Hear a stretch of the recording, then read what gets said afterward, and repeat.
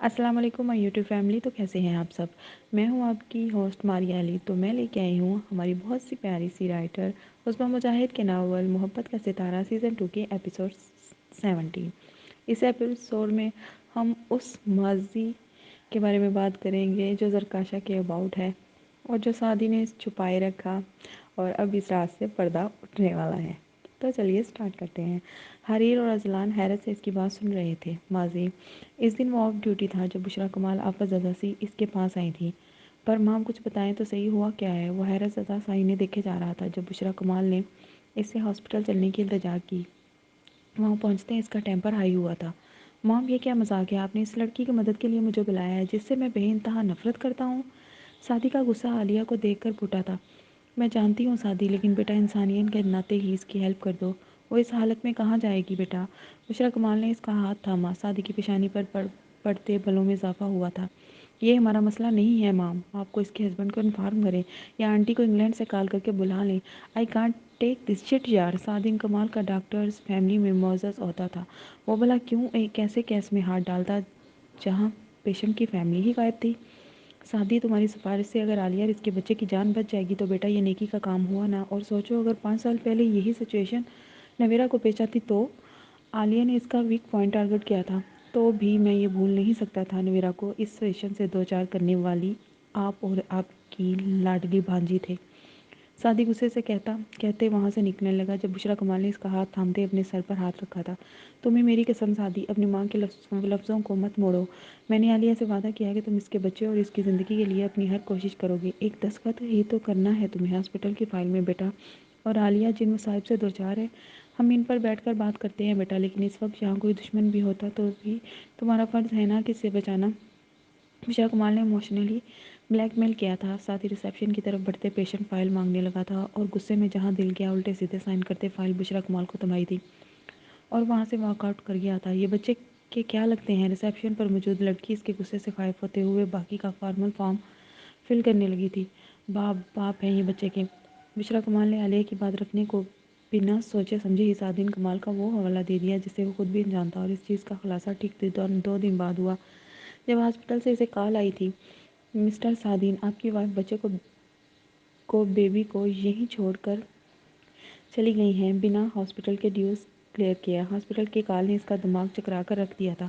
وہ آگ بگولا سا بشریٰ کمال کے پاس پہنچا تھا۔ مام، یہ سب کیا ہے؟ آپ نے عالیہ کی گارڈین کے طور پر مجھ سے سائن کرنے کو کہا تھا، تو پھر یہ سب کیا ہے؟ اس نے ہاتھ میں پکڑی فائل بشریٰ کمال کے سامنے پٹکی تھی۔ یہ سب میں نہیں جانتی بیٹا، شاید ہاسپٹل والوں کو مس انڈرسٹینڈنگ ہوئی تھی۔ بشریٰ کمال اس کے غصے سے بوکھلائی تھی۔ اور جانتی ہیں آپ کی وہ لاڈلی بھانجی اپنی بچی کو ہاسپٹل میں میرے نام سے چھوڑ کر بھاگ چکی ہیں۔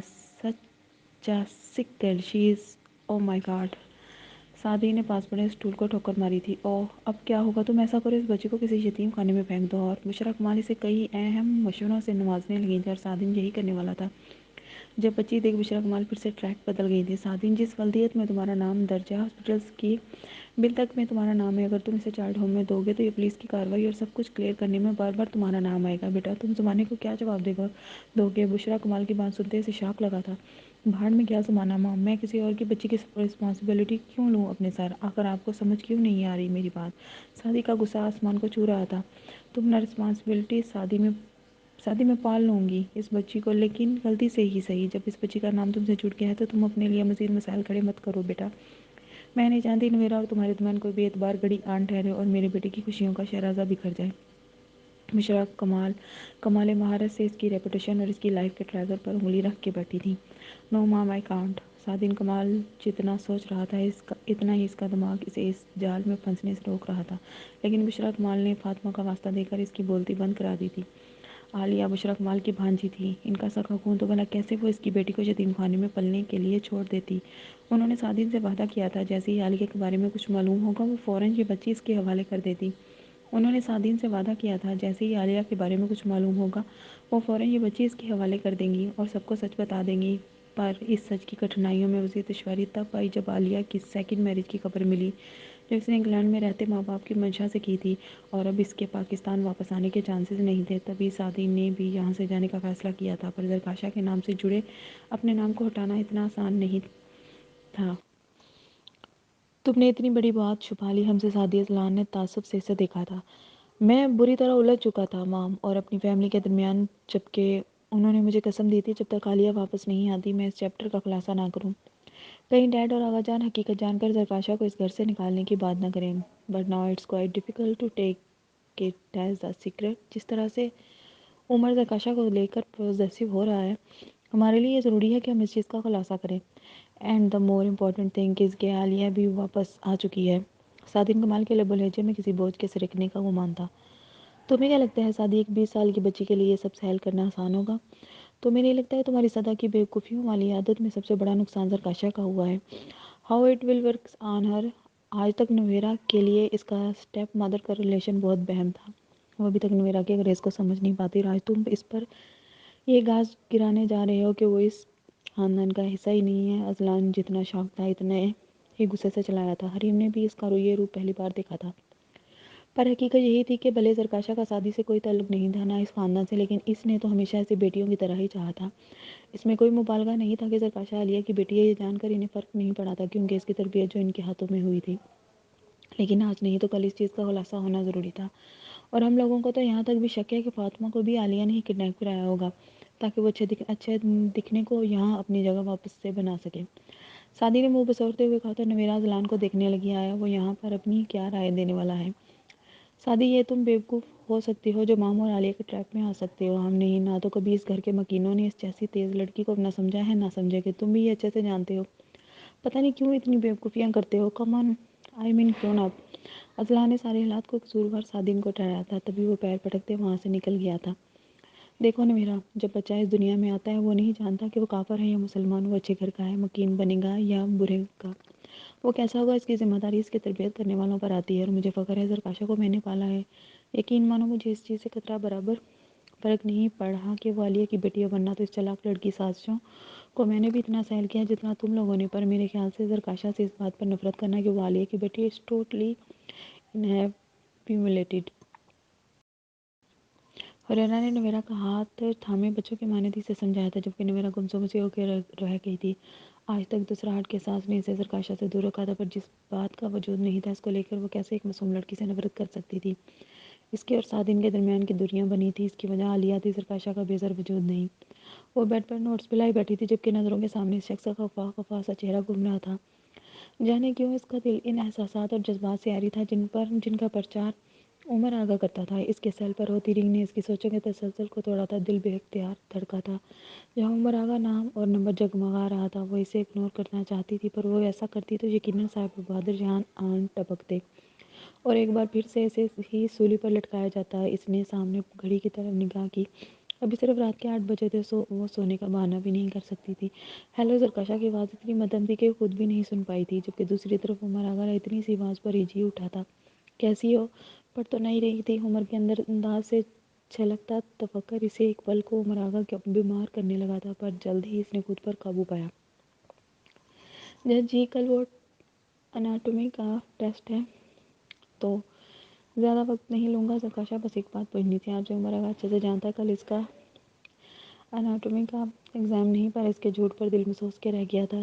جی بولیں، جو وہ اتنا نارمل رہ کر بات کر رہا تھا، زرکاشا کو بھی بولنا پڑا تھا۔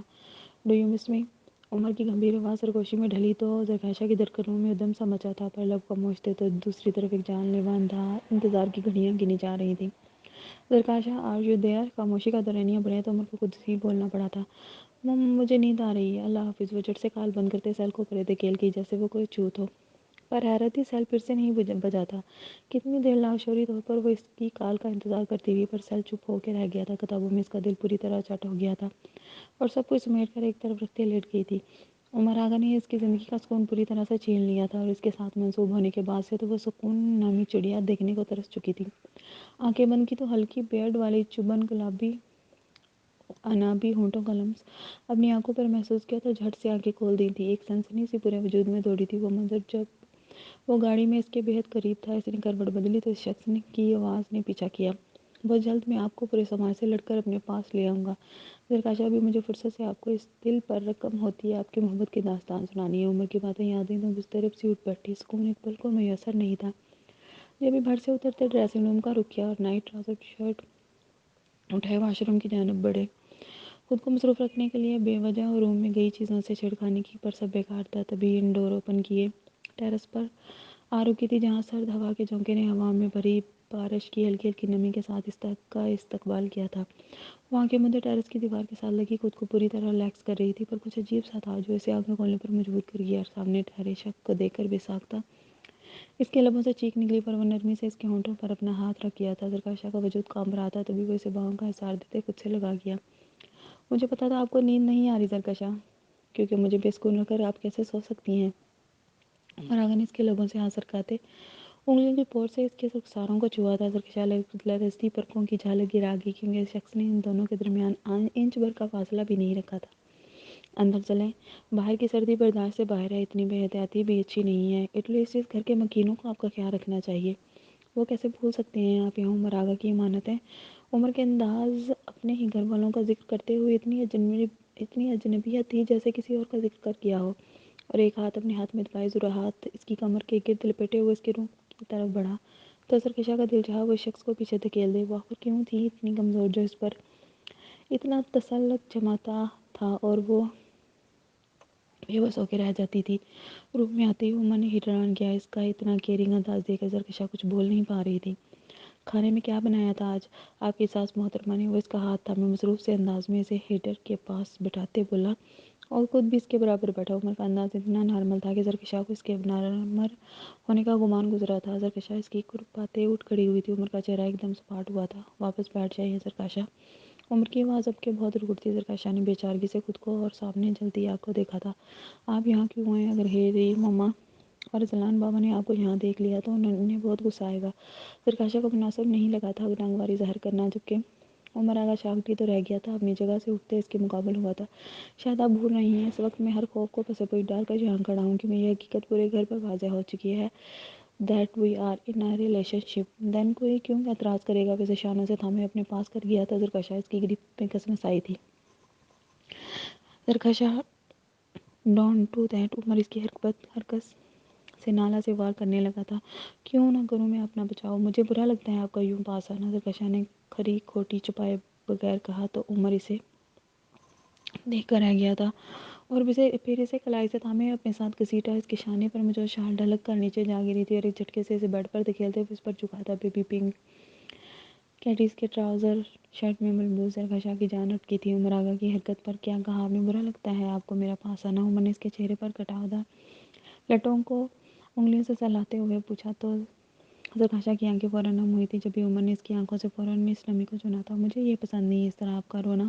عمر نے اپنی حرکت کو مفصل بیان کیا، اور مجھے آپ پسند نہیں۔ جانے کیسے وہ اپنی ساری ہمتیں مجتمع کرتے بول اٹھی تھی۔ عمر کا چہرہ ایک دم سفید بنا، پر وہ دھیمے سے مسکرایا تھا، پر مجھے آپ کے علاوہ کچھ بھی پسند نہیں۔ زرکشا سادین خود کو بہت بیکار تصور کرنے لگا ہوں آپ کے بغیر۔ عمر نے اس کی شرٹ کے بٹنوں سے کھیلنے لگا تھا، جبکہ زرکشا کی سانسیں تھم گئی تھیں۔ پلیز عمر۔ زرکشا نے اس کے آہنی ہاتھوں پر اپنا مرمری ہاتھ رکھتے عمر کے شغل میں دخل اندازی کی تھی۔ This time to argument no argument Zarkasha, I just want to play with my doll. Umar اس کے ہر اعتراض کو پشیمت ڈالتے بے باکی پر نظر آیا، تو اس نے سختی سے آنکھیں میچ لی تھیں، جبکہ بند کباؤں کی اوڑھ ان میں چھپا دلربائی کا محبوب منظر عمر آغا کو پوری طرح اپنا اسیر کر گیا۔ وہ جانتا تھا اس کی چاہتوں کے تقاضے سمجھنے کے لیے وہ بہت چھوٹی تھی، پر وہ اس کے دل کا کیا کرتا جس کی غربت کے لیے ہمکتا رہتا تھا۔ عمر آغا نے اس پر جھکتے دل کے مقام پر دہکتے لب رکھے، تو زرکشا عجیب سے احساسات میں گری، نچلا ہونٹ دانتوں کو کونے میں دبائے کنفیوز سی چبانے لگی تھی۔ عمر آغا نے اس کی گردن کو چھپاتے بالوں کو ایک طرف کرتے ایک بوسہ گردن پہ دیا، جب اس کی توجہ زرکشا کے موتیا دانتوں کا ستم سہتے ہونٹوں پر پڑی تھی۔ آپ کی یہ حرکت مجھے کبھی پسند نہیں رہی ہے زرکشا۔ اس نے اندر شہادت سے اس کے نچلے ہونٹ کو چھوا، تو زرکشا نے جھٹ سے آنکھیں کھولی۔ وہ اتنا قریب تھا کہ زرکشا اس کی سانسوں کا ردم بھی محسوس کر سکتی تھی۔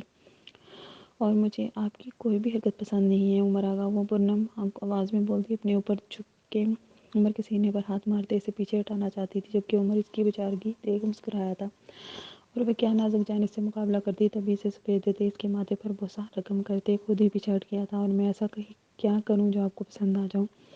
اس کے برابر لیٹتے اس کا ہاتھ اپنے ہاتھوں میں تھامے پوچھ رہا تھا۔ زرکشا خاموش آنسو بہاتی رہی، جب وہ اس کی طرف رخ کرتے اس کے رخسار پر بوسہ دیتے اٹھ کھڑا ہوا، اور سائڈ پر بڑا کمفرٹر اس پر اڑایا تھا۔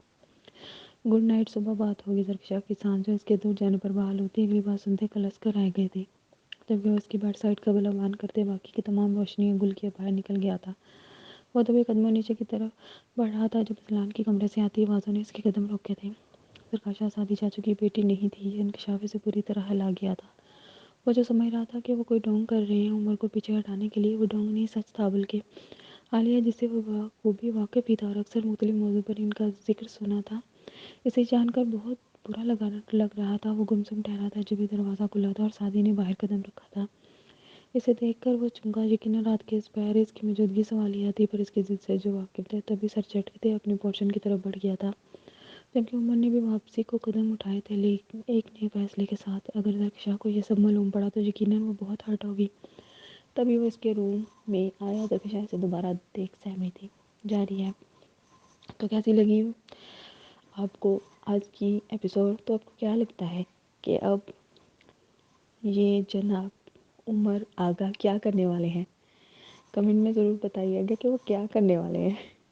دیکھتے ہیں سب کے مائنڈ میں کیا ہے، اور آپ ہماری رائٹر کے کتنا قریب ہے اور ان کے لکھنے کے سٹائل کو کتنا جان چکی ہے۔